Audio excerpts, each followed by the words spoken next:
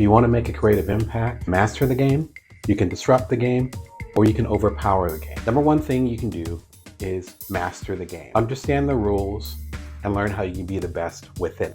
Michael Jackson is the blueprint of this.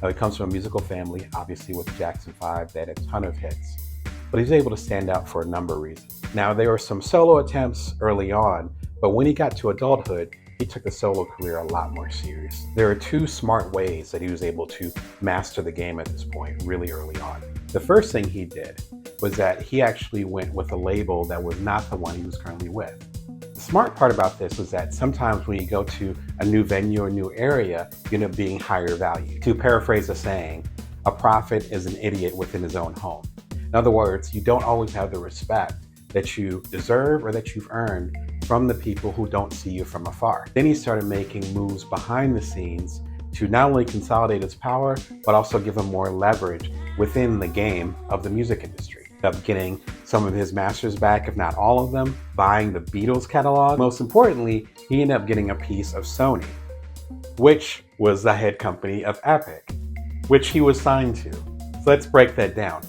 He was signed to a company and ended up becoming an owner of the company. You were the guy who said to Michael Jackson, you should get into publishing. Some advice, Paul? Yeah. I took him aside and said, diddle, and think about getting into music publishing. Oh, I'm going to get yours. Well, I went, oh, he slapped sure him you on are. the back. Good one, you know. And then I just got rung up and said, he's got yours. You understand the rules of the game so that you can be the best within those rules. The next approach is to disrupt the game. Understand the rules well enough so that you can challenge the system.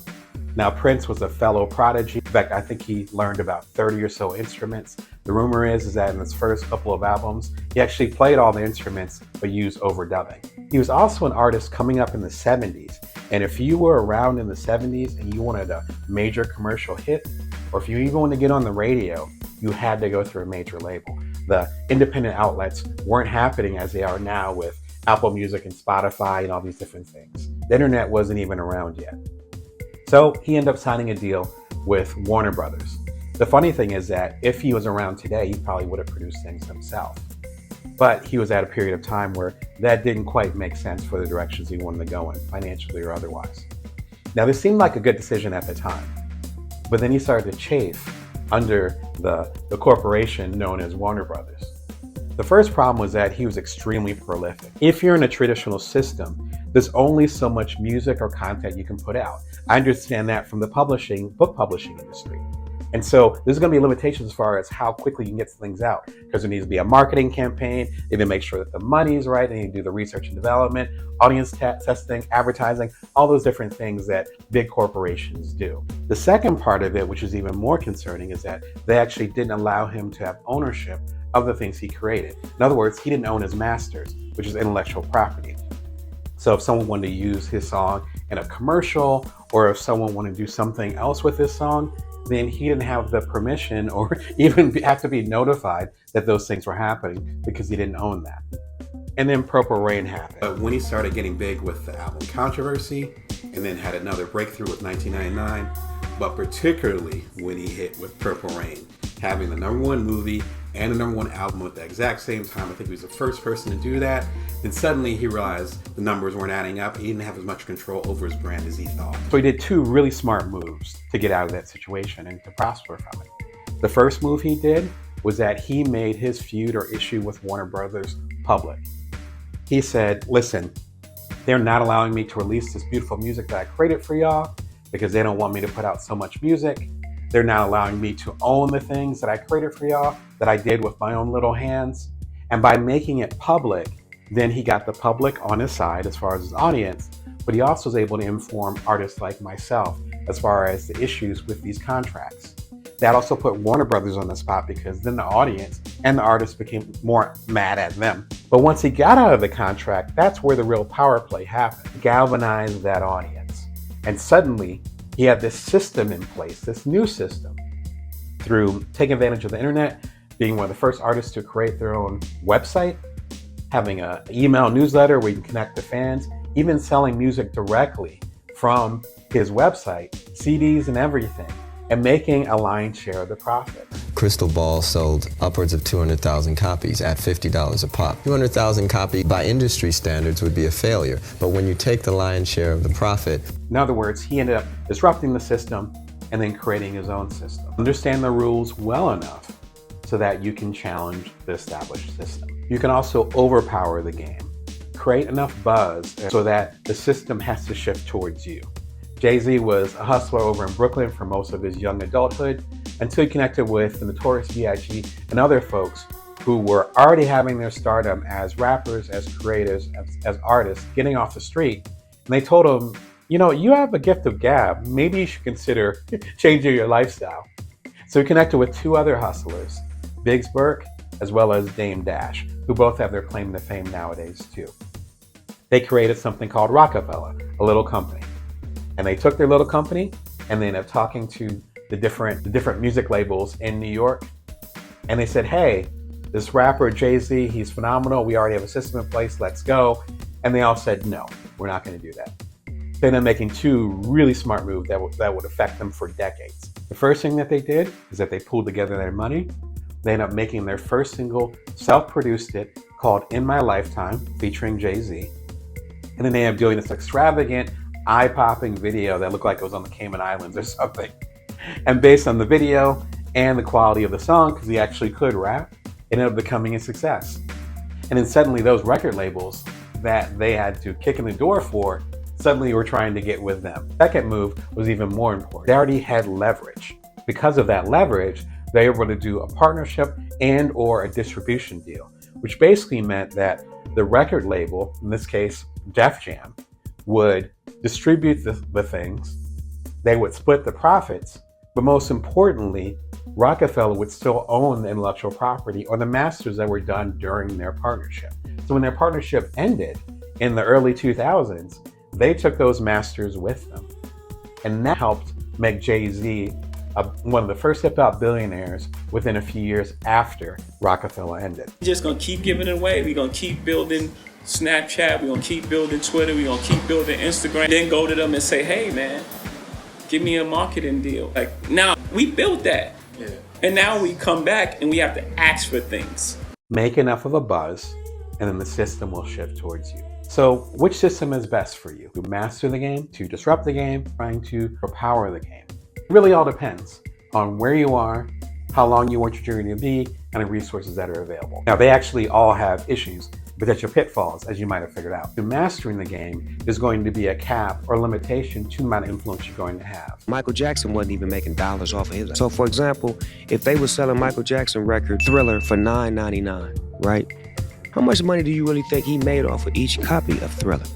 And that shit sold the most records ever. He made a lot of money. What you think the record labels made? They made all the money. When it comes to disrupting the game, you want to make sure that you have a system in place you can actually go to. There's so many creators where they were within a system, they felt like they had the audience, and then they left the system and realized that the system was propping them up in a certain way. When it comes to overpowering the system, this can be dangerous because timing, quality of your product or service, just because of dumb luck, you might not build enough buzz so that you'll have an equal place at the table so that the system will shift towards you. I think they all have value. I mastered the game when it came to journalism. I've disrupted the system when it's come to my book publishing, overpowering the system, particularly with my startups, and the second one called Cuddler, which we bootstrapped and were able to sell about a year after we launched it. Whether you're trying to master the system, disrupt the system, overpower the system, if you don't have your own personal buzz, it's going to be difficult to do that and do anything, frankly, within the system. The best way to start the buzz is to work on what Seth Godin calls your minimal viable audience. That MVA are your hardcore fans, the folks that are really into your stuff, that will buy your merch, buy your music, come see you in concert, and come to the live streams that you do. These people that really rock with you. The more people that rock with you that are hardcore, and the more concentrated that energy is, the better success you'll have within the system. So either way, or no matter which way you look at the game, you're gonna have to build a community. So start building a community today. What kind of game are you playing? Be sure and drop a line or leave a note and let me know. I'd love to know how I could support. Until musician Prince serves as the blueprint of an amazing artistic career and how we can conduct ourselves as artists. But he also represents how we can handle our business to make sure that we have a legacy well beyond ourselves. In fact, there's certain lessons from him that we are still using today, many years after him passing away. The first lesson is to make sure you know your music rights, your intellectual property rights, and make sure you keep them because they are naturally your rights. We go back to when Prince signed his contract back in the late 70s, around the time I was born. There was no SoundCloud, there was no YouTube, there was no mixtape revolution as I saw later on in the 90s and the aughts when I was around. Instead, if you wanted to get your music played on mainstream folks, you had to go through the radio. Who on the radio? The major distributors and the major publishers. So he really didn't have much of a choice but to sign that deal. But when he started getting big with the album Controversy, and then had another breakthrough with 1999, but particularly when he hit with Purple Rain, having the #1 movie and the #1 album at the exact same time. I think he was the first person to do that. Then suddenly he realized the numbers weren't adding up. He didn't have as much control over his brand as he thought. You can put out a record. SoundScan refuses to count as many as they actually sell. Meanwhile, when you go overseas and you check some of the barcodes and titles over there, they've already ripped you off. Also, the influx of the internet, no sales. So we never really knew what Purple Rain sold. I don't know to this date. I only know what they tell me. So being at that time #1 artist arguably in the world, he started a protest. He went as far as to write "slave" on his face, which if you're around at that time, it was a striking and intense thing to happen. He was able to fight his way out of that contract and start doing independent work. But that fight itself ended up inspiring his peers, such as George Michael, who was going through the same type of thing as an 80s artist going into the 90s, as recently as Kanye West trying to get out of their contracts and get their masters back, which is their intellectual property. Up until his death, he became an advocate for the indie hustle. And someone like myself, who I own my own publishing company, I'm talking to you on my own TV station, he's been an inspiration for that as far as protecting our intellectual property rights. The second thing is connecting directly to your consumer. Now, this isn't that unusual. If you think of like the Grateful Dead back in the 60s, 70s, 80s until they disbanded, all the way up to more recent acts. Connecting and, selling it out of the trunk, as they used to say, when you're selling your CDs or whatever out of the trunk, that's actually not a new thing. However, Prince was different because he leveraged technology and he happened to be in the age where we could do so. So he was one of the first music artists to have a regular newsletter/email list, and he was definitely one of the first mainstream artists to actually sell music directly from his website. We're talking years before Spotify. We're talking about before the founder of Spotify probably was even born. So doing that hand-to-hand directly aesthetic, where you're connecting directly to your audience, and as a result of that, you're actually making more of the money because there's not the middleman there. Crystal Ball sold upwards of 200,000 copies at $50 a pop. 200,000 copies by industry standards would be a failure, but when you take the lion's share of the profit. Number 3, it's about taking the audience not where they say they want to go, but where they need to go. Now think about it. In 1983, 1984, 1985, Prince was arguably the biggest artist in the world. Again, had the #1 movie and the #1 album at the exact same time. And then what did he do? He did Under a Cherry Moon, which was this unusual album and even stranger movie, but had these classics on there, like Kiss, and my personal favorite, Sometimes It Snows in April. Totally different than the tune, literally, of Purple Rain. Then we have Around the World in a Day. But then later on you have Diamonds and Pearls, Sign of the Times, one of the most unusual albums to come out at that period of time, and that was just a few years after Purple Rain. The point is that you have to know where your audience needs to go and then take them there. However, if you ask your audience, particularly after a hit, what they want next, they're going to say a sequel. If you ask me what I want after Purple Rain, I'd say more Purple Rain. But instead he gave us something different. You'll hear a lot of talk about, will he ever match the success of such and such and such and such? I'm not on that road. As a creator, as an artist, if you're going to be moving the cultural needle, you need to move your audience to where they're slightly uncomfortable, because you're meeting them in the future. Everywhere at once. This is killer. This is all about Beyonce. Now, a few years ago, Beyonce actually got hired as the headliner for Coachella. It was such a big deal because Coachella tends to be rock-oriented and frankly white-oriented. So it was a really big deal. Particularly Beyonce, again, was at the peak of her powers. Big deal. Probably got $7 million.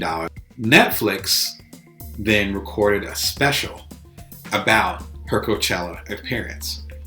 She gets the bag from that, as they say. So she got another 10 mil. Let's just throw it out there. 10, 12 mil. Probably higher for her. Let's say 12 million for the exclusive rights to that recording. 6 months or so later, she drops an album called Homecoming. Excellent album, by the way. Highly recommend it. A live album called Homecoming that's a recording of the Coachella appearance. And guess what? She's still making money off of that, including from me. Man, her top 3. Excellent album. So she's making money 3 ways from 1 2-hour appearance. So that's how you appear everywhere at once. I'm talking to you right now. This will appear on my YouTube channel at youtube.com/BrownDamon. It'll also appear on Amazon and other platforms like that. Later on, this could become a podcast. You could be listening to it. This actually could become a chapter or excerpt or a piece of the next book that I do based on my new publishing imprint. And of course, my current book, Build From Now. Some of this stuff was based on things that I wrote at my ink column over at inkdamonbrown.com. In other words, kind of like the Martha Stewart or the Martha Rules idea, you're doing something once and then you're allowing it to multiply. And Beyonce is excellent at that. I'm trying to be better at that too. So think about that. That's how they make their money multiply. Even with the Kardashians, until recently they had the reality TV show, which is how they got their popularity. It just ended, I think, about a year ago. But when they were launching, I don't know, Kylie, the younger one, was launching a makeup line, then they'd be showing the makeup line on the reality TV show. So they're literally getting paid to advertise their own startups. Think about that. There's some power in that. How can you leverage that? When I was 16, I was completely broke and needed to go get a job, so I got the Yellow Pages out and I couldn't find one thing that I wanted to do. So I decided I was going to push as hard as I could to be a musician and win at it. I'm painting, whatever. I want to be able to sell that, for all of time. You can rent it, you can borrow it, for a little bit. We can all get paid from it, but then, as long as you own your work, it's cool. Ownership of the master, or else you're a slave. I don't mind fans singing the songs. My problem is when the industry covers the music. A lot of times people think I'm doing Sinead O'Connor's song. Right. And Shaka Khan's song, Yes. when in fact I wrote those songs. And it's okay when my friends ask to do them, but there's this thing called the compulsory license law, which allows artists through the record companies to take your music at will without your permission. And that doesn't exist in any other art form. It's obvious now that artists are supposed to own their master recordings. I mean, in the future, it'll be unconscionable to even think you can take somebody's creation and claim ownership of it. It's helped the people who sell the music. For an artist, they don't make the money they used to.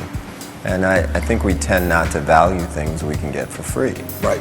If you put anything in the place of music and say you got it for free, you'll see what I'm talking about. You'll hear a lot of talk about, will he ever match the success of such and such and such and such?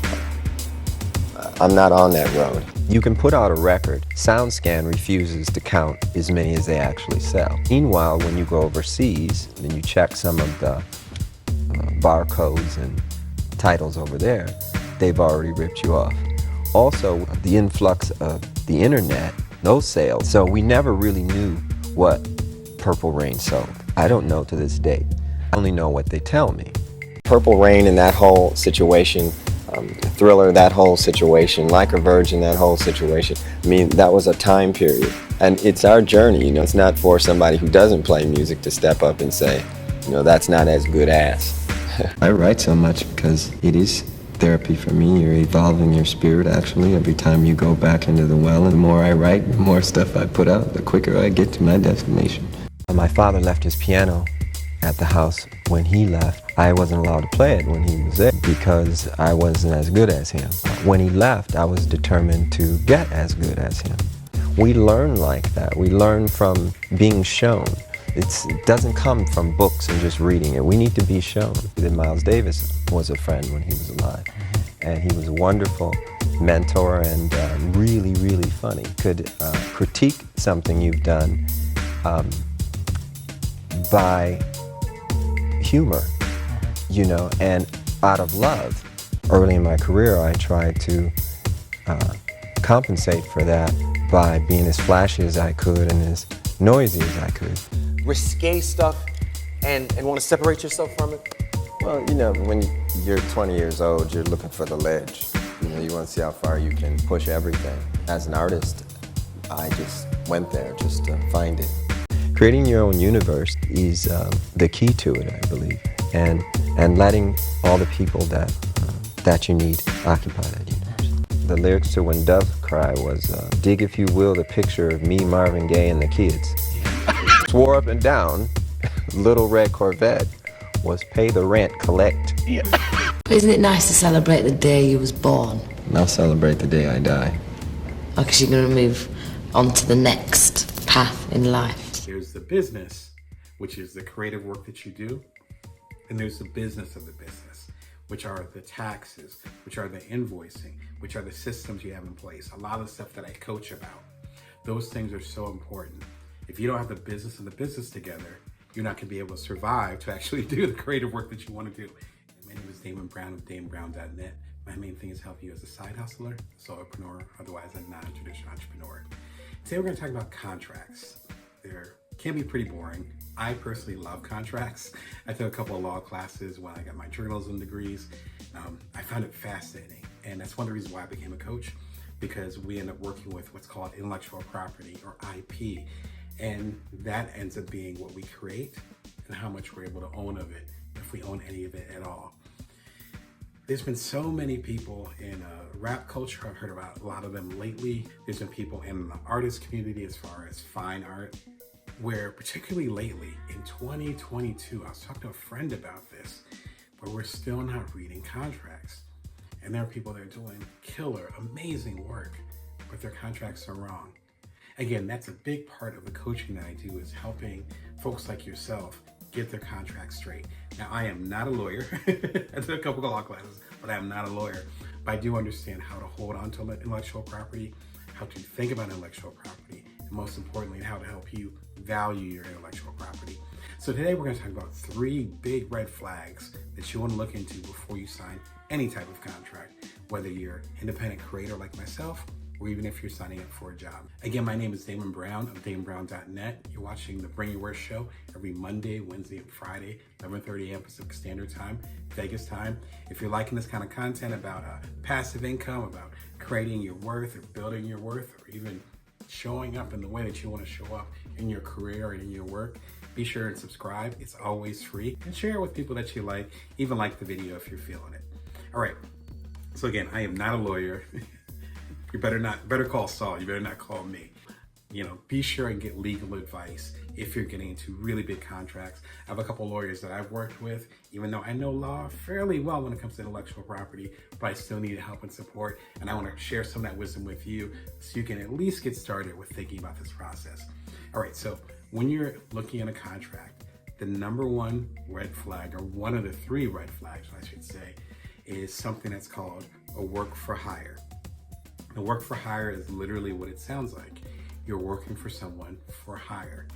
It's the equivalent of getting hired for something and then not owning what you're actually doing.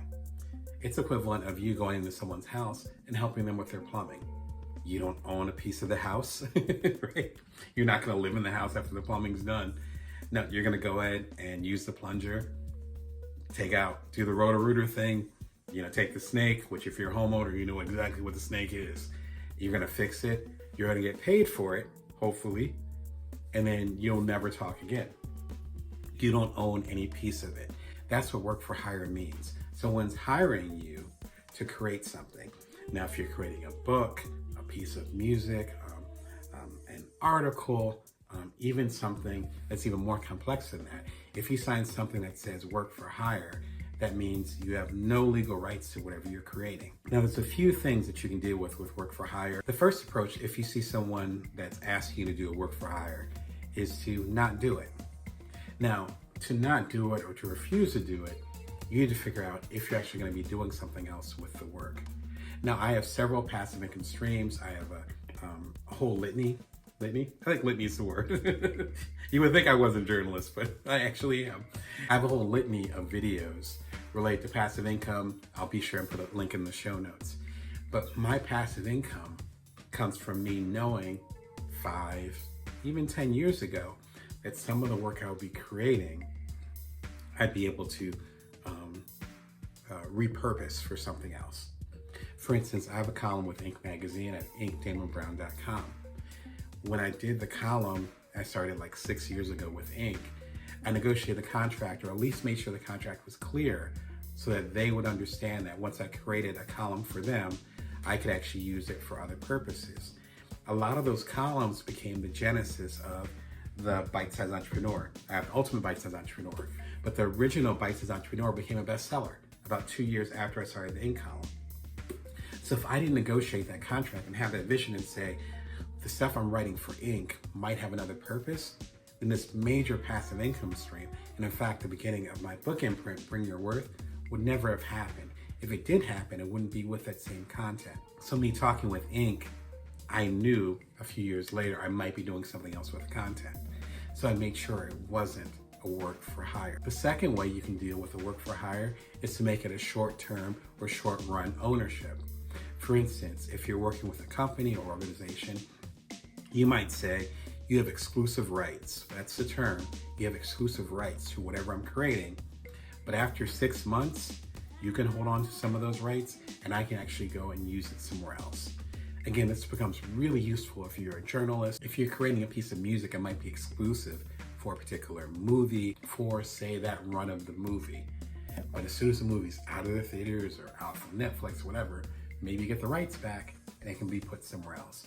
That could be a middle ground. The last way you can work with a work for hire is actually lean into it, but actually ask for more. I actually wrote for a major publication and they said there was no way I can get out of the work for hire. In other words, whatever work I was doing for them, they would own it forever. It's called in perpetuity. Perpetuity. See, I can't even say the word. That means forever. So we will own this forever. There's no way I can negotiate my way out of it. Instead, though, I said, listen, this work is valuable. Y'all are asking me to write for you, so I have a certain expertise. If you want to hold on to this work, you got to pay me more. And they agreed. So I'm being paid, I want to say about 50% more than what they were actually saying in the first place. So they kept the work, and I was able to pay a lot more of my rent. So there's ways you can negotiate with the work for hire, but you do not just want to sign it. Second red flag when it comes to contracts is no set payment date. Now, a lot of us get excited, particularly when we start off and we look immediately at how much we're being paid. Oh my gosh, we're being paid $1,000 for doing often the work that we love. And we're like, yes, $1,000, that's fantastic. Where do I sign up? What we often forget is when we're going to get paid. Because they can promise $1,000, but if it's not going to come for a year, it's not going to matter, particularly, again, when you have rent due. And so there's a couple ways that you can deal with if there's no set way as far as knowing when you're going to be paid. The first way is to give pushback and say, what is the net? Net is the average amount of time that you can expect to get paid for, or actually the set amount of time, I should say. So if someone says net 30, then that means within 30 days, you should get a check, 30 days after you invoice them. So push for the net. You can ask the accounts payable people, they're called AP. You can ask the organization or the people that you're working for directly, if you're working directly with a creator, and say, hey, what's the net on this? They will understand. The second way to deal with it, if there's no set pay date, is to ask for part of it in advance. Now, I've asked this for like my bigger projects, but even some of my smaller projects, where I say, hey, if you want me to get involved with this, then why don't you go and give me half up front, and that'll keep both of us honest. I have the half, I can get started on the work, and when the work is done, complete, accepted, then I can get the other half of it. So we both have skin in the game. What you don't want is to be creating something or to be building something and then you might get paid in often a distant future, or worst case scenario, which I've been in several times over my decades as a freelancer, you don't get paid at all. That sucks. Your time is your money. You're running a business. As I say all the time, there's the business, which is the creative work that you do, and there's the business of the business, which are the taxes, which are the invoicing, which are the systems you have in place. A lot of the stuff that I coach about. Those things are so important. If you don't have the business and the business together, you're not gonna be able to survive to actually do the creative work that you wanna do. And we want you to survive, right? So number 2, you can go ahead and get part of it in advance. If there's no set pay date, or if things feel a little bit vague, finally, you can ask to get paid up front. But when you get asked to get paid up front, number 1, you have to be confident about it. Number 2, it helps if you have a track record. When I ask to get paid up front, people see that I've read for these publications. They see my best-selling books. They see me on this YouTube channel. They're like, oh, okay, he's not gonna take the money and run. But most importantly, if you're able to get that credibility through your confidence, through your work ethic, even getting a cosign, if you're connected to somebody else and someone else in your network says, yes, Damon's good for that money, offer them something. When I do major speaking engagements, when I have major projects, often what I'll do is actually apply a discount. So I'll say, you can go ahead and pay half up front and half when the project is done. Or you can pay the whole thing up front and save 5%. Now that might sound crazy when you're talking about 4 figures, even 5-figure projects. That 5% could represent 1,000 or 2. So you are gonna eat a little bit of that. But if you think of on a grand economic scale, as far as what else you can do with that money, the opportunity cost of you not having that money, etc., even as far as the peace of mind of knowing that you've already been paid for this project, so you don't have to hunt people down to invoice them, not to mention security as far as knowing that you've been paid. And so if they disappear or if there's issues, they're less likely to do that. Number 3, this is the biggie. I think this is the most important thing, is not having a contract at all. Number 3, you need to have a contract. If you're listening to the music right now, it's from Purple Fluorite, awesome producer, love their music. We go way back. My mug, Bring Your Worth. It's available at damonbrown.com. Sorry, damonbrown.net. I don't even know my website. It's available at damonbrown.net.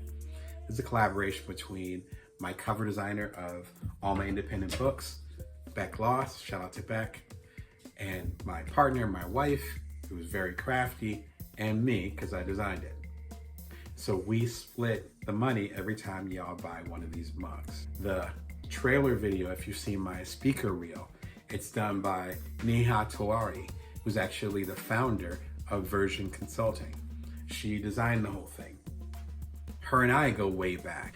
Every single one of these instances are people that I know intimately, such as my wife, people who I go way back with, like Purple Fluorite, or people that I've known for several years, like Version Consulting. All these instances, we had contracts. We had signed contracts, or at minimum, we had emails saying, this is how we're going to distribute things. When someone buys a mug, this is how it's going to be spread out among us. This is going to be the profit, this is the cost. All of them respected it because I respect them as a business person. This is important for several different reasons, which is actually so many reasons I can't even get into all of them with the video.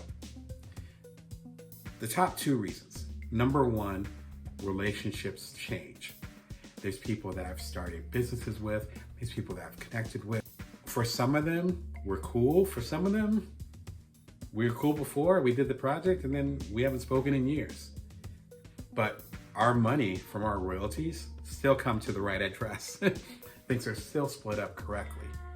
Often we'll say we'll do a handshake or we'll write on some random napkin. We'll do that based on the relationship we have right now. But relationships, all of them evolve. And there might be people that you collaborate with, that you work for, that you might not even get along with in the future, or you realize how they really are as far as how they work, and you realize you don't want to work with them anymore. Or, this happens often, if you end up being like myself, you do a lot of independent work, the person that you report to, they suddenly leave, or they're let go, or the departments shift and they end up being promoted. and suddenly you have a new point of contact.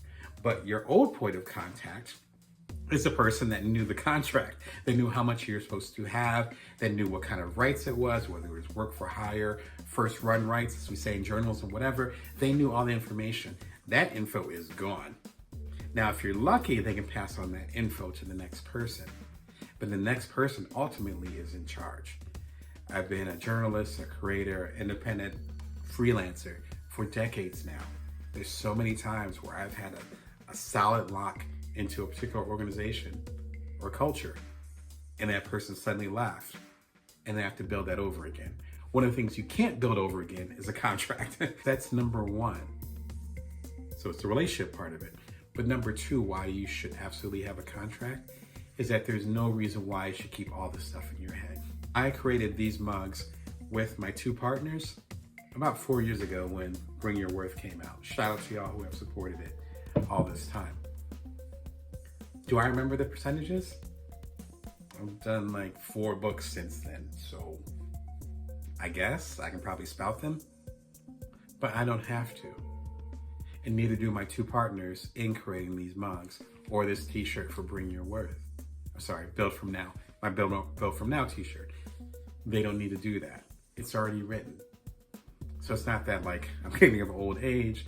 It's not that other people aren't reliable. It's not that, we have these bad memories. It's just this one less thing you have to worry about. So since I've done the Bring Your Worth mug, I've done these t-shirts, I've done other work. Those things pile up over time. Right now I have a few dozen passive income sources. Each of them have their own percentages, including the mugs and the t-shirts and other work that I do. I don't need to keep it up here. And I don't even say, God forbid, that day when I'm gone, happens to everybody. You don't get out of here alive. Those contracts are in place. Those flows are in place. Those systems are in place as much as possible to actually get it to the right people so that that percentage that I get from my passive income sources, including Inc. magazine, including the work that I'm doing with the mug, including the stuff I'm doing for major organizations, those will flow into my bank account. They'll flow into the correct properties because those contracts and those systems are in place. That is part of creating a legacy. So it's something that no one else has to worry about. It's not about when times are quote unquote good. And it's not about when times are static. It's about times changing. And the secret is that things always change. The partnerships that I have, including the ones I talked about, even the one with my wife, they've evolved rapidly over the years. And so why shouldn't things be put in place so that things can evolve from that? And it might be that some of the contracts that you create have to be updated. And that's okay too, but you need some type of foundation to create from. So as you dive into your creativity and get into the business of what really inspires you, you will absolutely sleep better, you'll have a better career, and frankly, you'll be a lot safer and secure if you create a foundation based on the business of the business. And that foundation is based on good contracts. Not worth anything is bull. If you have 50% with a conglomerate, with a partner who will push you to the next level, that's worth more than 100% of nothing. Being independent is fantastic, but sometimes partnering with other people allows you to do a bigger impact and frankly to make the pie bigger so everybody gets a chance. Today we're going to talk about co-founders. I've had a couple, and how do you negotiate and get a good co-founder agreement? This is a contentious territory because so many things that we create, particularly as solopreneurs or side hustlers, we came it up with it in our own brain, or we were chatting with some friends and we came up with a great idea. Those things have happened to me several times. Some of them you will never hear of, but other things became Cuddler, became, the Bites as Entrepreneur, became So Quotable, became these things that I became known for. How you negotiate and how you navigate co-foundership is worthy of talking about a lot. And it's some territories where you need a co-founder, you need that support. But sometimes we can be afraid of bringing on co-founders because we don't want to lose what we got, or we don't trust people in that way, or we're afraid to frankly share some of that power. As I talk about in Build From Now, there's people that I've coached in the past who didn't want a co-founder because they didn't want to share the power. but then they end up not getting anywhere because they didn't have enough power themselves. So we're going to talk about two big things that you want to think about as you bring in co-founders and as you work towards this. There's by no means exhaustive. I'm not going to get into legal advice. There's so much stuff. Please get a lawyer if you do decide to get into the co-founder game. But with that said, I think there's two big things you want to think about as you bring on a co-founder. Number one is that every single agreement is finite. I love Seth Godin. I love Seth Godin in general, but I love his argument and discussion about this. He says that every co-founder agreement, as in the contract, whether it's on a napkin, as we saw, I believe it was Facebook had their stuff on a napkin. It's on a napkin, or it's legally drawn up, as it was in the case working with my lawyer with some of the intellectual properties that I've worked with. It's still binding. All of them are finite. And I love Seth's take on this. Seth's take on this. I promise it's not a toke. Seth Godin's take on this. He says all of them are finite for two reasons. One of the founders decides to leave or passes away. And founders are bought out sometimes, where they figure out how much this company or idea is worth. And then the remaining founder or founders pay the other founder, and the other founder leaves with their cut, right? They leave or they pass away. Natural attrition, if you want to be PC about it. So they leave, or, as was the case with me, the business itself is bought and they're no longer founders. My last startup was called Cuddler. It connected people for hugs. It's the startup that I'm most known for. It came out in 2014, and we sold it in 2015. So it got really popular really quickly. We bootstrapped it. So when people wanted to acquire us, companies wanted to acquire us, it was just a matter of us divvying up whatever profit price they were offering and then splitting it three ways, because I had two other co-founders, and going our separate ways. Relatively clean. But how we split up and what we owned as far as the startup, that discussion happened right after we launched. So the two co-founders were already involved. I became a third co-founder a little bit later on, but before we had launched, and I ended up being the COO and the CMO essentially. And I ended up guiding the launch. So I came on fairly early, but I wasn't the original co-founder. We did it. That first week, we had 100,000 users and 10,000 people who completed Cuddles, which was the impetus of the app, which was similar to Tinder and Grindr. So with us doing that, all of us realized it was going to get big really quickly. It was already big. It had been out for a week. Literally, we had 100,000 users. It was crazy. So we started talking. I initiated the conversation. I'm like, listen, we need to figure out how we're going to split this up. Now, we could have had the discussion earlier, which might have been a little cleaner, but it still wasn't popular enough so that it was an issue. And it still wasn't making money like that, which makes it even more contentious when a lot of money gets involved. So we spent about 3 weeks to a month negotiating what parts we owned. Some back and forth, not too heated, but it was definitely some discussions. And then we were like, cool, Charlie owns this part, then this part goes over here, blah, blah, blah. Damon owns this part. No problem. We already had that in writing a month after we launched. 6 months later, the acquisition calls started coming in. What wasn't contentious is what we owned. And so when we got to a dollar amount that sounded good and we sold the company, it's like, all right, the agent that represented us gave us a separate checks based on the contract and the agreement that we had done months earlier. But imagine if we hadn't done that and then money gets into the picture. I used to live in Silicon Valley. I've heard the horror stories from the lawyers that I've worked with to people who have had their own startup tragedies, for lack of a better term. And people end up being in court for years, trying to get stuff sorted. I love Seth's advice in this. Whatever commitment you make to a co-founder, it's going to be finite. It'll eventually end. Your company will shut down or get acquired, or one or both of you will decide not to do this anymore, whether on purpose or one of you leaves, you guys agree not to do it anymore, or one of you passes away. That's just the deal. It's kind of like a marriage. You think about marriage, that's a co-foundership. I've had both, right? Trust me, they're way more similar than most of us give credit for. So number one, remember that every co-founder agreement is finite. Eventually, you're going to be playing End of the Road by Boys to Men, just like my high school prom. It's going to happen, right? So number one, everything is finite. Number two, realize that that contract's only going to come up when you have a problem.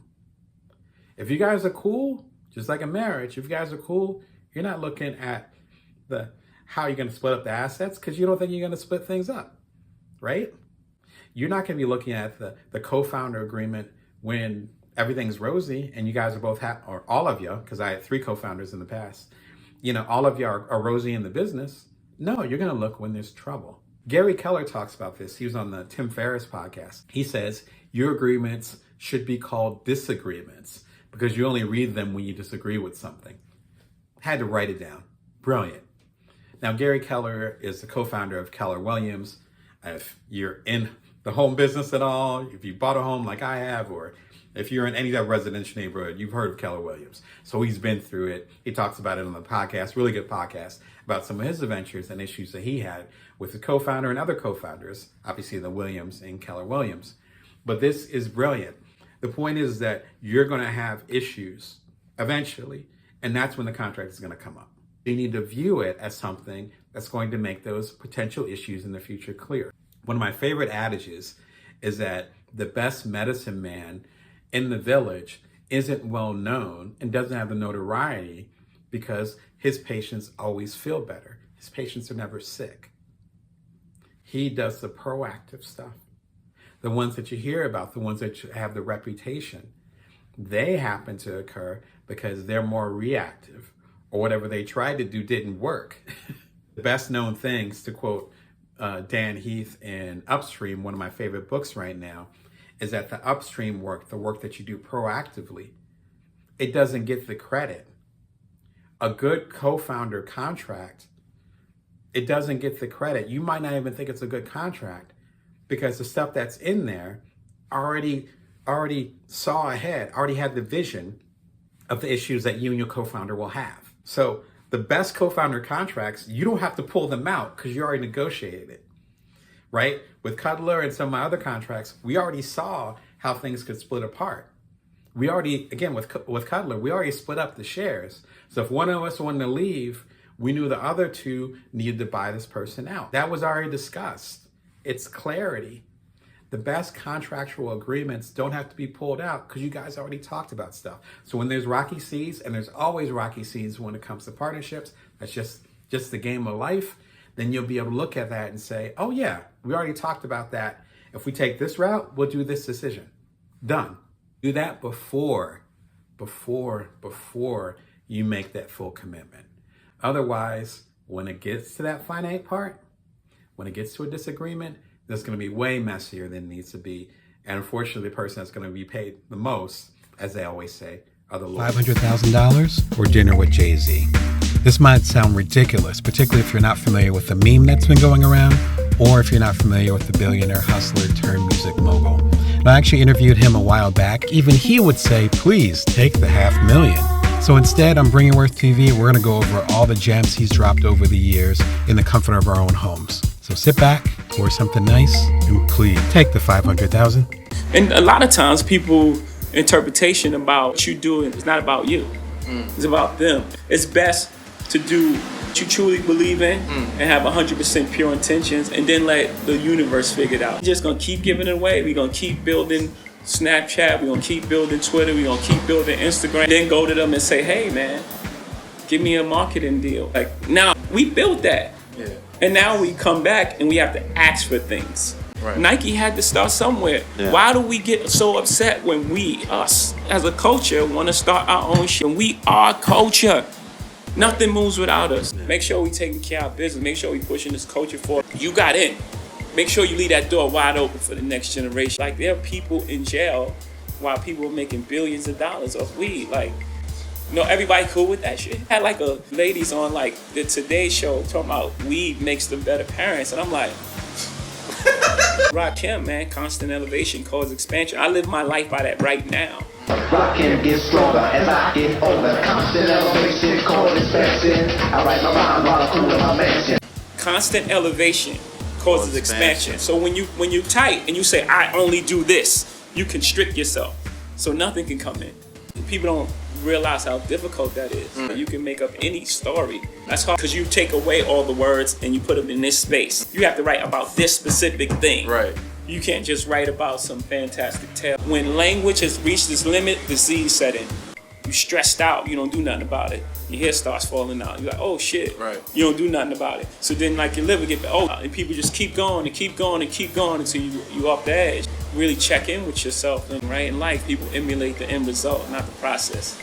All these free throws. Before Kobe scored that 61, that day he was practicing. He practiced his whole life. Are you willing to put in that sort of commitment? Easy to get to know other people. Like, get to know yourself. You ask yourself the question that you don't want to hear. Things that you've done. Easy to say, everybody's doing this to me. But then ask, what role do I play? We may get future albums, right? Yeah. If I have something to talk about and if it's great. If it's not great, then no. And it has to be great to me. You know what I'm saying? Because that's what it's really about. Like, I have to be happy with it. The white hot space is when it's fresh and new, and it's like, this is the hottest song ever. Right. I mean, I pushed the window like it's really long time. Are you still in? But still, no. At the end of the day, we're gonna find out it's not about the white hot space, but it's about finding the truth. That white hot space, people think it's the biggest thing, but it's really small. It's almost like a trend. I play forever. And so my whole thing is to identify with the truth. There was a lot of fights in our neighborhood that started with, what you looking at? Why you looking at me? You looking at me? And then you realize, you think I see you. You're in the space where you're hurting and you think I see you, so you don't want me to look at you. And you don't want me to see you in such a you don't want me to see your pain. Shell of this tough person that's really willing to fight me and possibly kill me because I looked at you. Knowing that and understanding that changes life completely. I'm not actively making music or making an album or have plans to make an album, but I never want to say I'm retired. I just, it's a gift. And who am I to shut it off? Damn. Shakespeare was a man who wrote poetry. I'm a man who writes poetry. I mean, why not compare yourself to the best? Have someone who can relate to, what you're talking about. What's the sense of being successful, if you can't still be yourself? Let's put this record out because it has a summer buzz to it. And let's put this out. I'm only gonna play this in the winter. I'm not really concerned with noise because I'm playing for a long game. I see 10 years down the road, and then we'll really be able to judge. People are preoccupied with so many things, so when you get their attention for that second, it better be good. I'm doing all this stuff for the next generation to come in, so whatever took me 15 years to accomplish, it takes them 5 years. Today's show. Understanding artist contracts. If you've coached with me, even if you know me semi-personally, you know I love contracts. I'm one of the few curators, I believe, that likes law and actually likes the creating. But as a mentor told me many years ago, there's a business and then there's the business of the business. If your business of the business isn't right, then you can't do the business. If I was coming to you regularly through, say, this TV show, but then I didn't own my intellectual property to the episodes I was making, or if I wasn't getting paid correctly for it, or if there was some type of weird stuff going on in the background where the paperwork wasn't right, then that would prohibit me in the future from showing up and or getting the revenue or the legacy that should come from me doing this is 351st episode. But I own all my content with that. This is actually a conscious decision. If you don't understand the contracts that you're signing, then you could be the greatest artist in the world. In fact, some of the greatest artists in the world, and I've had episodes about this, have done amazing work, but they haven't owned any of their stuff. Or they want to pivot in a different direction, and then they had all kinds of trouble. I'm thinking of Michael Jackson. I'm thinking of Prince. I'm thinking of Aretha Franklin after she passed away, rest in peace. Like, all kinds of things could be in a mess. Today, we're going to talk about how to get your contracts right. Now, I am not a lawyer, let's be clear. There's no JD behind my name. But I've done 27 books, soon to be 27. 27th will be out again in a few weeks. And I've helped other people with their contracts. I've coached hundreds of people, and I've had my ups and downs. I want to share as much game as possible so that you can avoid some of those pitfalls. And if you're new to the artist community, whether you're a photographer, you're a writer, you're a painter, even if you're a multimedia creator like myself, then you can get those basics so that when you do sign a contract, and all of us eventually sign some type of contract, then you'll know what you're getting into. So if you have any questions as far as artist contracts, be sure to drop a line below. But I have some questions that I get all the time. We're gonna jump into it. First question, which I think is great first question, is what is intellectual property? What is IP? And more importantly, what it is not. Intellectual property, based on my definition, is the execution of an idea that was thought of, not the idea itself. You cannot copyright an idea. I can have the idea of saying, I'm going to go ahead and have something called the Bring Your Worth Show, and I'm going to be connecting with people twice a week. I can't copyright or have intellectual property around that idea. But me executing the idea, which in a meta way I'm actually doing right now, me actually having this show, this actually being a product, a service, a thing, this is intellectual property. I own this show. This is in my family's name. That's the difference. So when people talk about IP or intellectual property, they're not talking about the idea. The idea doesn't mean anything, frankly. Respectfully, whatever big ideas you have, they're fantastic. But you can't hold ideas, you can't copyright ideas. And if eventually over time, you can't even tell who came up with the idea first. Right now, we're celebrating hip hop's 50th anniversary. It just turned 50 about 2-3 weeks ago in August, right? Because it started in 1973. No one can copyright hip hop because it's an idea. Now we attribute it to Kool Herc over at Sedgwick Ave and all those things, if you know your hip hop history back in 73. But we attribute it to him, but we don't actually know. Like, it's not copyrighted. But Grandmaster Flash and the Furious Fives, The Message, that's intellectual property. That's putting hip hop into a context and saying, here it is on a vinyl, on a record. I'm dating myself, but that's how it came out, on a record. Here it is on a record. Here it is on a cassette tape or 8-track. That is actual intellectual property. And so if someone did something with Grandmaster Flash's and the Furious Fives, The Message, like Ice Cube or whoever, sampling it later, which means they take a piece of the song and they turn it into another song, they have to pay the copyright owners, the people that own the intellectual property, a proper amount of money based on what they negotiate. That's intellectual property. Now, a key thing that there's a lot of discussions about I do videos about intellectual property, again, at bringyourworth.tv. There's a whole playlist about intellectual property. And then there's also some things about contracts. And in fact, I have some ultimate guides about contracts. All the links are below, or you'll see them on the side in the chat. If you see some of the discussions in the comment section, there can be some argument and confusion where it's like, oh, well, as soon as we create something, then we own the intellectual property, so we should own it forever.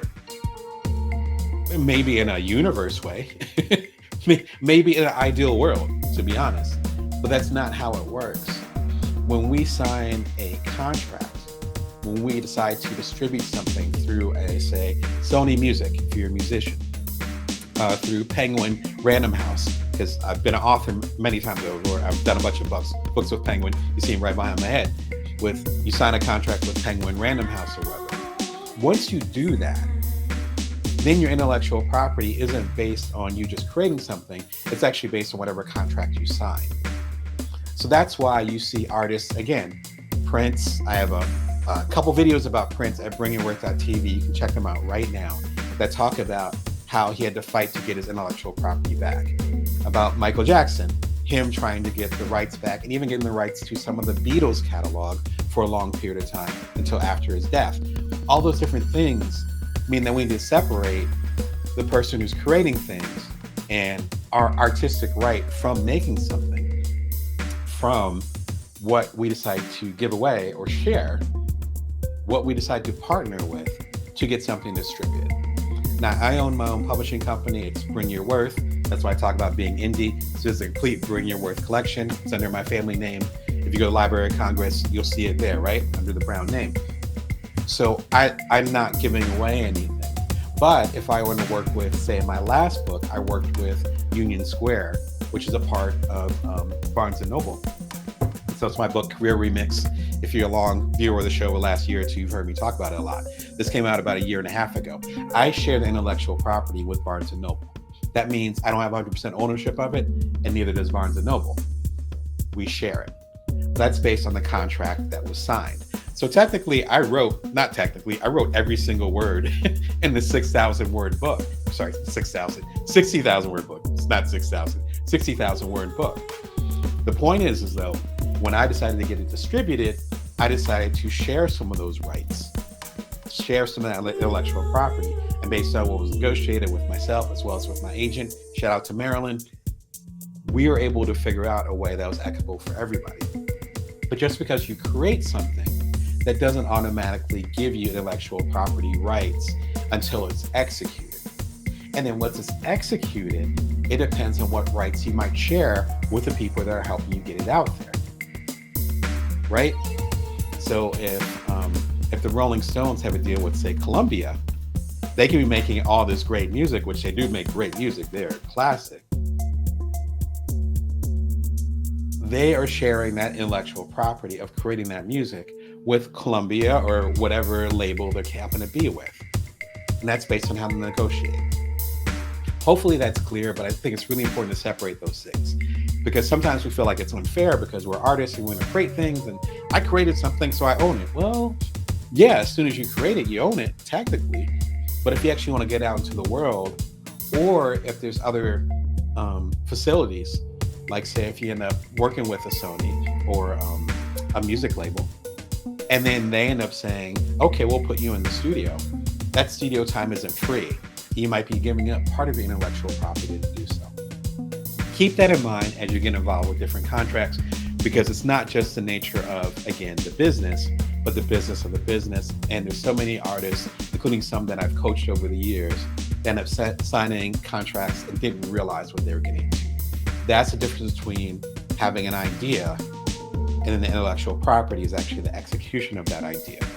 And your rights around that idea that you execute is based on whatever contracts you sign or don't sign. Really important distinction there. You got to keep that in mind. I'll get off my soapbox on that. Hopefully that's clear. Such an important part of things, because we put our blood, sweat, and tears into these things, and then we don't realize what we're giving away. And I've signed some rough contracts, so I speak from experience. A good place to start is I did a series of shorts earlier this summer. Understand intellectual property in 10 shorts. 10 shorts, if you're not familiar, are similar to TikToks or Instagram Reels. They're 60 seconds or less, and they talk about one particular topic. I have a few hundred shorts on my channel, so feel free to check them out at bringyourworth.tv. I collected all the shorts that have to do with intellectual property, though, and put them onto one compilation. I think it's only like 7-8 minutes long. It's very brief. It goes over some of the things that will help you navigate your artist contract. We'll get more into some other resources too, but this is a great place to start. Again, it's only a few minutes long. They're shorts. So I'm explaining points and percentages. I'm explaining royalties. I'm explaining advances. I believe there's quite a few topics I'm explaining. Work for hire. So many topics that we see it in the contract and we get intimidated or confused, or worst of all, just ignore it and just sign the contract. You gotta know what's happening, particularly if you're gonna bust your behind and and get your work going. Book I recommend, and not just because I made it with my colleague Jeanette Hurt, is The Passive Writer. The reason why this book is important is because we end up breaking down different ways that writers, and I'm a former journalist, still am, but it used to be my full-time job, how journalists like myself can do independent work, can write, and then still own some of that work, some of that intellectual property that we do for these major magazines, and then do more with it. My first major business book was The Bite-Sized Entrepreneur, the one that's featured in the complete Bring Your Worth collection that's coming out in a few weeks. So it's all in there. And some of that content began with my column with Inc. magazine, which I was way more active with at that time. I've slowed down a little bit, but I still have a column with them over at inc.com/author/Brown Damon. My point is that depending on what contract I end up signing with Inc. magazine, I might not have been able to, I could have done a column with Inc., had a great idea with it, and I'm like, you know what, this could work really well as a book. And then Inc. could have said, depending on the contract, they could have said, no, you can't do that because we own that because you did this column for our magazine. Instead, we ended up negotiating a contract so that they had ownership for a set period of time. It's called first rights. They had ownership for a set period of time, and after that period of time, I can do whatever I like with it. And there's so many other things that I've done with getting the intellectual property back. So be conscious as far as what you might be doing or might not be doing with your work. You know, Jeanette and I's book gets all into that, where it's like we sometimes sign things or we end up committing to things and we don't realize, oh, 5, 6, 7 years later, I started my Inc. column in 2015. So years later, all of a sudden I have best-selling books based on some of the ideas that began while I was working with them on the column. But if I didn't negotiate things right, then I would have had all kinds of challenges. So be careful with that particular path. Again, I'll get off my soapbox on that, but it's so important and essential to the work that we do. Again, it's Bring Your Worth TV coming to you every Wednesday and Sunday at 1:11 p.m. Pacific Standard Time, Vegas time. Today, we're talking about artist contracts, and I'm going to y'all live every weekday. You can probably hear my kids in the background. So this is live and direct. And we're hustling here. We're doing our thing. I'm trying to help you level up with your creative contracts going into the year 2024.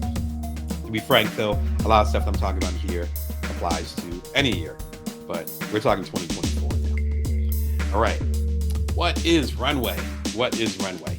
We talked about it very briefly in episodes here and there, but I want to get very specific. When people talk about runway, it is the amount of money, amount of time that you can do your work based on the money that you have. So if you have $2,000 in checking and you know it costs $500 a month to run your particular business, not counting your personal stuff, but run your particular business, then it's 2,000 divided by 500, which equals 4. That means you have 4 months runway. Not a lot of time. You better get some clients, right? That's not a lot of time. The more runway you have, the more freedom you have with your work. Now, here's the key part of it. When we sign on these particular contracts, we're often given an advance. You might have heard of that. An advance is the money that they give you when you sign the contract. Usually it'll be half the advance. Sometimes it's all the advance, but that's a little bit more rare. But it's often half the advance when you sign, and then the other half when you complete the project. For instance, if you're doing a book, this is published through Bring Your Worth Publishing, thank you very much. But if you're with a traditional publisher and they're like, hey, Damon, hey, Jeanette, we want you to do the passive writer. Let's go ahead and do this book. We're like, cool. They're like, great. We're going to give you a $20,000 advance. We're going to give you $10,000 now. And then the manuscript, when completed, is due about a year from now. So September, let's say of 2024, cool. When you guys have the complete manuscript and everything's edited and it's ready to go to the printer, then you guys will get the other half of the advance, which is $10,000. That's the advance. The advance, quite literally, in any case, whether it's the music industry, it's set up a little bit differently, but the same terminology. It's a music advance. It's an advance on a TV show. If you're being like a creator for a television show and someone wants you to write a script, it's a very similar process. The advance literally is supposed to be the money that you live on while you create the project. And so if you end up getting a particular advance and they say, hey, here's a $5,000 advance and your project is due a year from now, they're basically saying, here's $5,000 to live on for the next year. Of course, if you do the math real quick, they're giving you the equivalent of $400 a month, which, I don't know where you live, but it doesn't work in Vegas. And so as you talk about these creations, that's what the advance means. The advance leads directly to runway, because if the advance isn't right, you're not going to have enough runway to make it. I've been there before. I've been excited to get a book deal or whatever. And then I'm like, well, I can make that work. And then it's a month or two in and it's like, wow, I already went through that money and I still have 80% of the project to write or create. That's a tough place to be. Runway is important because that should be into negotiation of your advance. So I know folks who have gotten major book deals. Let's say a book deal for 6 figures, which sounds like a lot. So let's say it's $100,000 for your book. Awesome, you're excited about it. Your book is due in 3 years. Okay, I got some time. And then it's due, so you put in the manuscript, cool. But then it's actually not going to get published because publishing industry is slow. It's not going to come out for another year after that because they need to schedule it. All right, so that means 4 years. You're not going to make any more money related to that book until you get royalties from the book being sold, and that's after those royalties make up for the money that they gave you in advance, which is why it's called the advance. So you might not get those first royalty opportunities until the year after it's out. So we're talking 5 years. So they give you $100,000, 3 years to work on the book, follow the math here. The book comes out a year after that. It's 4 years now. And then your first royalty statement, which means they figure out how many copies were sold in the first year, doesn't come until the 5th year. It's 5 years. So that $100,000 check they gave you, not counting your agent, which usually takes 15%. Shout out to agents. It's completely fair. That's the way it is. They take 15%, not counting taxes. Taxes, depending on the amount, you're talking 20 to 30%, maybe more if you're a baller like that. Not counting any of that. You're living on $20,000 a year for the next 5 years. Now, you might have teaching positions, you might do a whole lot of other things. I have like 5, 6 different businesses that I run. That's part of the reason why I have the passive income and I'm involved in so many different things. Because if you're just saying, I got a $100,000 check, I'm good, let me go buy a house, that's not gonna happen. Because you gotta take the taxes, you gotta take the agent out of it, and also it needs to last you for those 5 years. And that's if you're fortunate enough to sell through, which is the term, sell through those amount of books so that your royalties at that end of that first year are more than the $100,000 that they gave you. That's a lot of serious math. Feel free to watch the replay and, rewind it, what have you. But that's the basic core of how we make a living as artists, particularly if we have traditional systems, which is why being independent and having your own publishing company and other things, there's risk involved, but it can be way more advantageous because you get the money sooner. My point is that when you sign these contracts, it has to be based on whatever your runway is. That's why you have to know your budget. That's why you have to know what you need. And that's why you have to know, which is why I bring your worth, what your work is worth. Because then you end up signing a contract and then ends up being way below market value or what you're actually worth. You might be stuck with that particular contract for a very long time. There's certain contracts that I signed early on that I've just started to be able to negotiate. Just starting to get my rights back on certain things. Just starting to negotiate that. And I've been in the game for a long time. You see the gray hairs.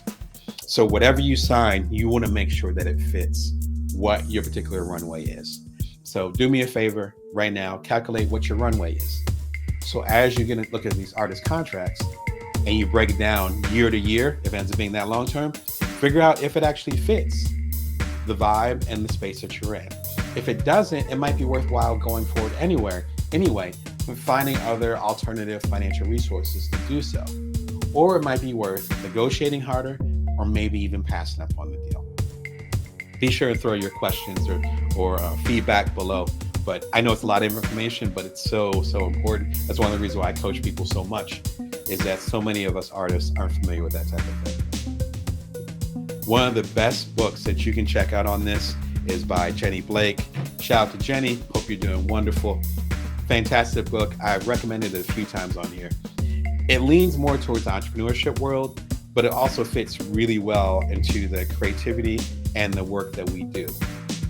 This book, out of many of the books that I've read, living in Silicon Valley a few years back, the whole thing, having my own startups, this has perhaps one of the best definitions of runway. That's why I'm bringing it up here. I think there's a whole chapter dedicated to it. It's not a chapter, it's a whole section, several pages. Check out the book, see her breakdown of runway. Because when you're starting something new, when you're building a business, even when you're pursuing something that's long-term artistic, like writing a book, that's like a 2-3 year process for a lot of us. My first major book took me 5 years. That was 5 years of my life, and I was still pretty young. So if you're going to be taking that leap or looking into it, you need to have a longer view and understand your runway. This has, again, out of all the books I've read, one of the best definitions of runway and one of the best ways to figure out if your runway is enough based on what you have coming in, and more importantly, the contract that you're potentially going to sign. All right, we're talking heat today. This stuff is important. Again, it doesn't matter if you have the best work in the world. If your contract's not right, then you won't necessarily have a legacy. You won't necessarily be getting the income that you want to get. And more importantly, you won't have the creative control that you think you might deserve, because it really depends on the contract that you sign. Feel free to jump in. Let me know if there's any particular questions or insights that you guys have as far as with your contracts or anything, any jams you might be in, and we might be able to talk it through a little bit. Be sure and check out the link below too, as far as with the Understanding Intellectual Property in 10 Shorts. If there's anything on this replay or in this live show that you might sound confusing, I'm happy to break it down in those shorts. All right, last question, unless you guys have more. What is ownership? It sounds silly. Like, what is ownership? What does ownership mean? It actually does mean something. It's not as simple as saying, I created it, so I own it. Ownership means who has the creative control over a particular property, idea, even service. That's what ownership means. Ownership comes down to one of my favorite terms, and I talk about it again in the Guide to Intellectual Property in 10 Shorts, Understanding Intellectual Property in 10 Shorts. Got the name of it suddenly. The link is right below or in the chat. Be sure and check it out. That will probably be the most essential episode, aside from the next episode I'm going to share with you that you should watch. But if you're cramped on time, just get the definitions. One of my favorite terms is points or percentages. Depending on the creative area you're in or your medium, you'll hear either points or percentages. Even in if you dealt with mortgages, if you bought a house or if you're a mortgage broker or whatever, people will talk about points. If you're involved in the music business, they'll talk about points. If you're involved in the media business, as far as with books, they'll talk about percentages. These all mean essentially either royalties and or ownership. When you create something, again, from your idea, your intellectual property, and you create it on your own, you own all the percentages. You own 100%. 100 points. The whole thing. You got it. The whole thing is yours. If and when you partner with other folks, such as a distribution company that will get your stuff out there. In the music world, it might be Empire, which is something, a business that just distributes music for indie artists. They take a smaller cut than a traditional music label like a Def Jam. They still take their cut and they distribute it through their channels. They might press up some CDs for the 5 of you that are still buying CDs. Shout out to y'all. But they'll do that. But then they won't actually take ownership per se of the work, as far as I know. They just distribute it. So the independent artist still owns 100% of the percentages for the points. They own the whole thing. You might work, again, as I mentioned, like with a Def Jam or with a Sony and one of their labels, let's say Polygram. You end up working with one of them, they might say, hey, we own this whole thing. Our company owns the whole thing, but you'll get a particular royalty based on this. And so based on those numbers, maybe you have 10 points or 10%. So if the CD, dating myself again, CD sells for $20, then after the wholesale price and all that stuff, the actual profit might be $10. If you have 10 percentage points or own 10% of that profit, that means you get $1 for every CD sold. So it's $20 CD, you get 10% of that, of the actual wholesale price, which is $10. So you get $1. The more independent you can be, the more you own and get of those points or percentages. So the work that I do, for instance, with Career Remix, a book that came out about a year and a half, 2 years ago, shout out to Barnes & Noble, the percentage I get whenever you guys buy a copy of this is relatively small compared to, say, those of y'all that have already pre-ordered this one. They have very different percentage or points because this one is actually through a major publisher called Barnes & Noble. This one is from my own publishing company called Bring Your Worth. The ownership and the percentages owned, or the points owned or gotten, are very different between these two things. I knew that going into it, but I felt like it was a partnership that was worthwhile to work with Barnes & Noble because I worked with them in the past. We had some bestsellers. It makes perfect sense to me. What you need to do is walk into these situations with your eyes open. So know that if you go independent, that percentage that you own could be 100%, as is the case with my stuff. Or if you're going to go into certain partnerships or signing a certain contract, then there's only going to be so much you'll be able to own because obviously there's other people involved. And if you end up signing particularly intense contracts, you might not own anything. And that means they can kind of run with it. I remember having a conversation with someone about the music business ages ago. Had to be 10, 20 years ago. Long time ago, back when I lived in Chicago. And they were talking about a major rock group. I won't even mention their name because I didn't want to spread any rumors. But however they set up the rock group, only one of the members, I think it was the lead singer, if I remember correctly, actually owned the rights to the name and the likeness of that group. So technically, the lead singer, who was the face of the group, could fire everyone involved, and they might have fired everyone involved, which might have been why we were talking about it at this random music party. They could fire everyone involved and then replace the guitarist, the drummer, the xylophonist, whoever was involved, the percussionist, everybody. And they still can make albums under that name, but that's because the name was owned. And likeness, the intellectual property, the execution of this rock band idea was owned by the lead singer. This is that same idea, except it could apply to a major music label. It could apply to a venture capitalist firm. Shout out to my VCs out there, but this does happen. It could apply to a major publishing company. It could apply to a partner that you end up working with, and you don't realize what contract you're signing, and suddenly they can run with it in directions that you had no intention of, even if the idea originated with you.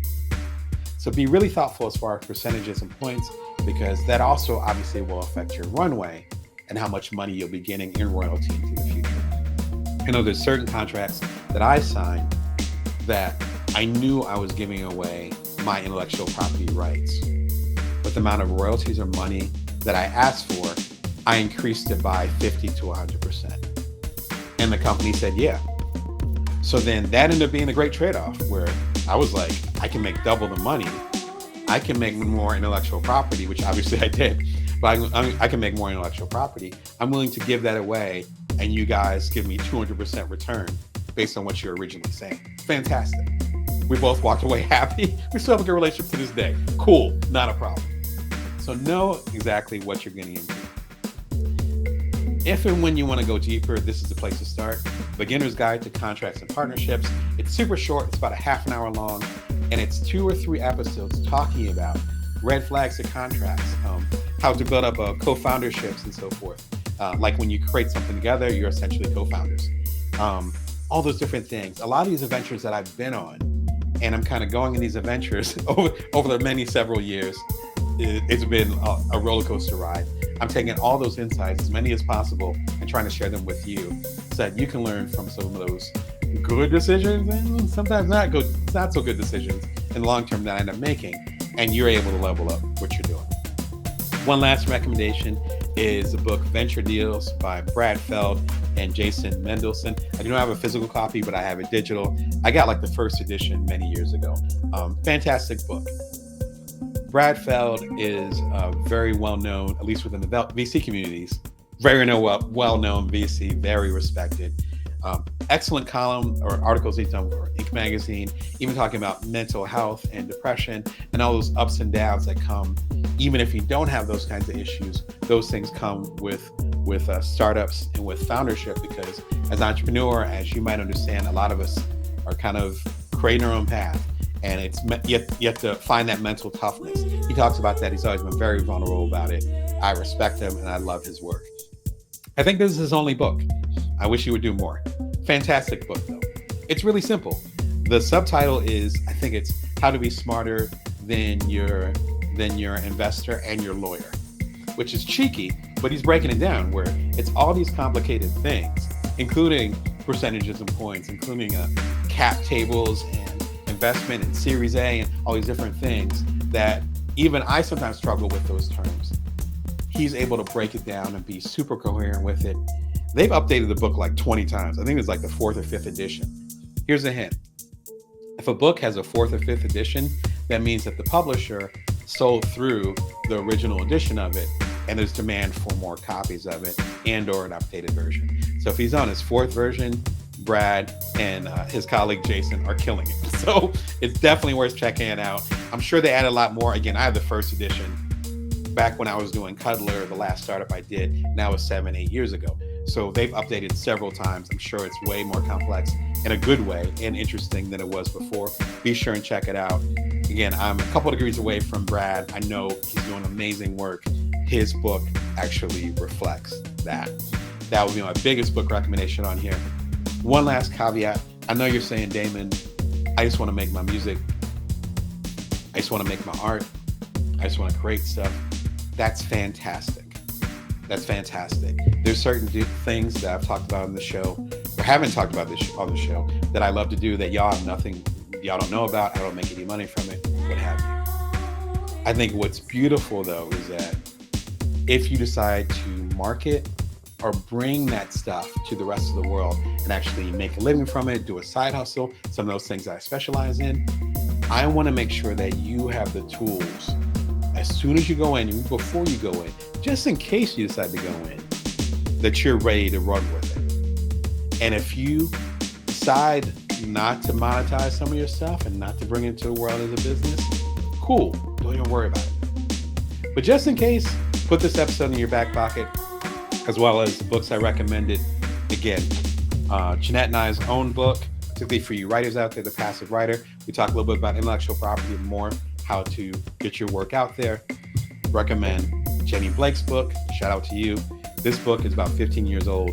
It's still fantastic. Fantastic book. Great definition of what runway means. And finally, Venture Deals by Brad Feld and Jason Mendelson. Fantastic book. Just to get insight into what direction you're trying to go in, and eventually, if you want to monetize your work. I think that's everything. We'll probably have a new episode on Sunday, but I'm having some technical difficulties, so just like last week, it's just one of those times. Be sure and keep people look out, and I definitely will be live on Monday. Ooh, I'm setting up a good Monday episode for y'all. I'm excited. If you don't want to miss anything, come to you every Wednesday and Sunday at 1:11 p.m. Standard Time, Vegas time, and you can subscribe.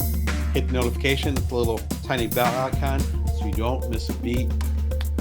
Last week of the live presentations, all through September. We're going into the last week of September as of this recording.